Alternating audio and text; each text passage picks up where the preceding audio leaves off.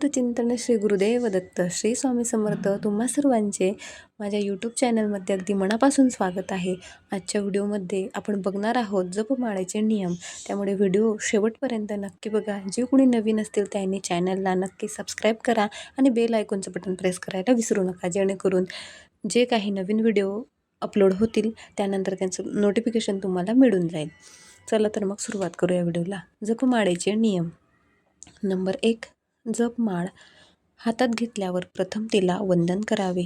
Number 2. जप करताना उजव्या हाताच्या मधल्या पेरावर माळ ठेवून तिने मणी आपल्याकडे ओढावा. नंबर 3. माळेचे मणी एकमेकांवर आदळणार नाही याची काळजी घ्यावी. नंबर 4.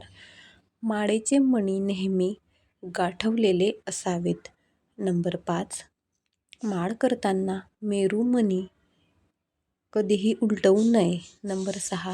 कोणत्याही परिस्थितीत मेरुमणी ओलांडून जप करू नये. नंबर 7. चुकून मेरुमणी ओलांडला गेल्यास 6 प्राणायाम करावे. नंबर 8. जप करताना माळ तुटल्यास ते अरिष्टसूचक असल्यामुळे अरिष्टपरिहाय महामृत्युंजय मंत्राचा जप करावा.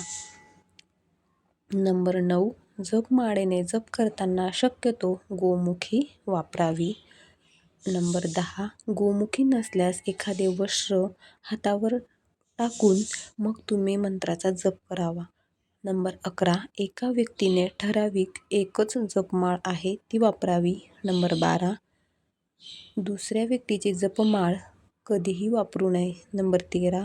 जप झाल्यावर माळेला वंदन अवश्य करावे. नंबर 14. माळ नेहमी एखाद्या चांगल्या डबीत ठेवावी, कुठेही अस्ताव्यस्ता पडलेली नसावी. नंबर 15. एकाने वापरलेली माळ भेटवस्तू म्हणून दुसऱ्याला देऊ नये. नंबर 16. माळेचा जप करताना तोंड उत्तर किंवा पूर्वेकडे असावे. नंबर 17. माळेचा जप करण्यापूर्वी माळ हातात घेऊन प्रार्थना करावी. नंबर 18. जप करताना नेहमी आसनावर बसावे. नंबर 19. या सर्व नियमांमुळे केलेला जप सफल होतो. श्री स्वामी समर्थ. धन्यवाद. व्हिडिओ आवडला असल्यास लाईक करा आणि जास्तीत जास्त शेअर करा.